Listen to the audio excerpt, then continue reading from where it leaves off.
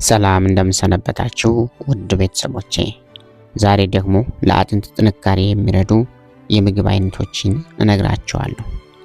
ለሰውነታችን ጥንካሬና ጤንነት የአጥንታችን ጤንነት ወሳኝ ነው።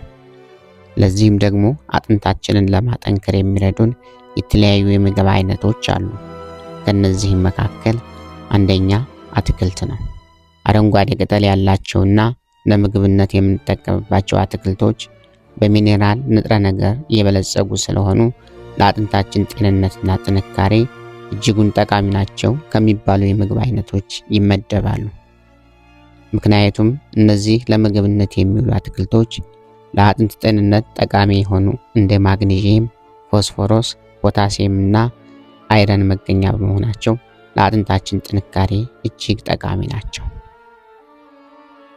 ሁለተኛ በፕሮቲን የበለጸጉ ምግቦች ናቸው።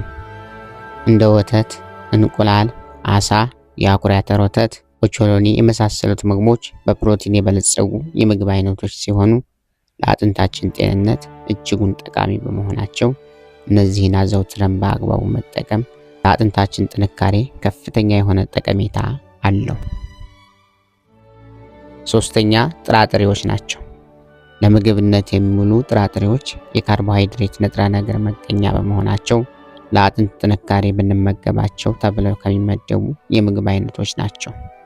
እንደ አጃ፣ ሩዝ፣ በቆሎ ያሉ የጥራጥሬ እህሎች ዱቄቶች ውስጥ ካርቦሃይድሬት በቀላሉ ስለምናገኝ በተለያዩ አይነት አዘገጃጀቶች በምግባችን ውስጥ አስገብተን መጠቀምም አጥንታችንን ለማጠንከር የራሳቸው የሆነ ጠቀሜታ አላቸው። ውድ ቤተሰቦቼ፣ ይህ መረጃ እጅግ አስፈላጊና ጠቃሚ መረጃ ስለሆነ ለሁሉም ሼር በማድረግ እንድታጋሩ ተጋብዛለሁ። ቤተሰብ ያልሆናችሁ ቻናሉን ሰብስክራይብ በማድረግ ቤተሰብ እንድትሆኑ ጠይቃለሁ። ቪዲዮውን ላይክ አድርጉት። በቀጣይ ቪዲዮ እስከምንገናኝ በያላችሁበት የዓለም ክፍል የእግዚአብሔር ሰላምና ፍቅር ከሁላችሁም ጋር ይሁን። ሰላም።